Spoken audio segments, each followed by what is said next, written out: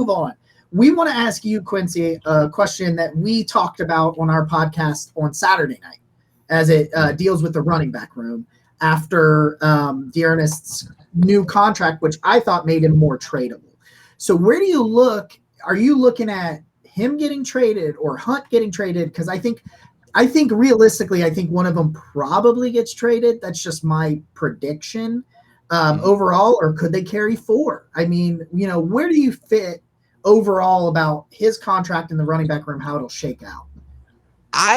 I've seen this where the juxtaposition has been, will it be Kareem or will it be Dearness? I don't know if that's necessarily the juxtaposition on the roster that's going to happen. I think what's really at question is, one, do you think they're going to keep four running backs?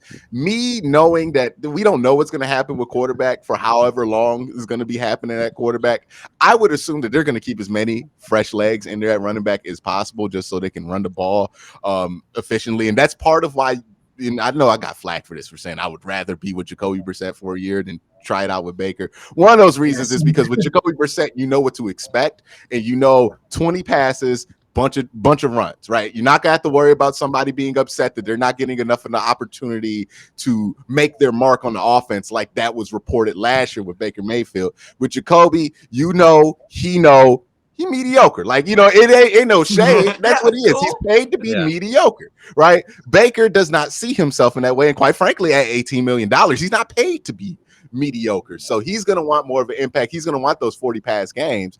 And that's going to be a difference. It's kind of what I said about Big Ben, where I'm like, what slows down the Pittsburgh offense with Big Ben wasn't that Ben's not better than Mason Rudolph. He clearly is. But since he's Ben Roethlisberger, he's going to throw the ball 60 times a game. And that's going to cost you. That's going to be what slows you down, is that he's still Ben Roethlisberger, and he's still going to expect to run the same offense that Ben runs.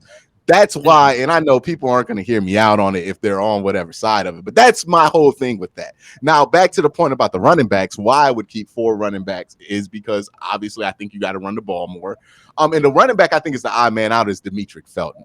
Just because if you look at these offseason moves, Jakeem Grant really has replaced a lot of what you wanted Demetric Felton to do, right? He's going to take those end arounds. He's gonna be a special wide receiver in some sets, right? He's gonna do kick, punt returns, and as far as what Demetric did on the defensive end of punt returns and kick returns, you can get Tony Fields active or whatever you want, like a backup linebacker to do that. So you're not really missing anything out on there. So now it's down to Demetric's ability as a running back.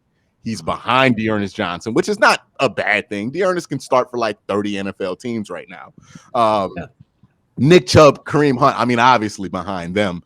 And then Jerome Ford, I would think that he's probably going to end up behind Jerome Ford just because of build alone, right? Jerome Ford is a big boy, former Alabama recruit, and carried that Cincinnati offense into a playoff berth. I know Desmond Ridder had something to do with it, but if you watch those Cincinnati games, it was Jerome Ford that was the engine of that offense. Desmond really just kind of floated on top of that.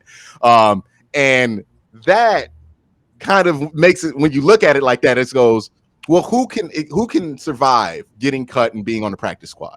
It's Demetric Felton, right? He's the guy that you can slide there. Now, I don't think you can really cut any of these guys in the running back room and expect to get them on your practice squad, whether it's Jerome Ford or Demetric, just because somebody probably will pick up Demetric because of the one play he had last year. And somebody will pick up Jerome Ford if you cut him. Like, that for a fact, but it's a lesser possibility for Demetric that you can get him back.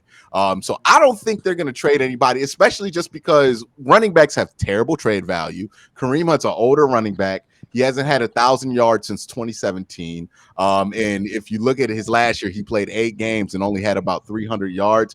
We know why, right? We know, but any GM who's going to make an argument for his trade value will use that against him. And that will ultimately lower his trade value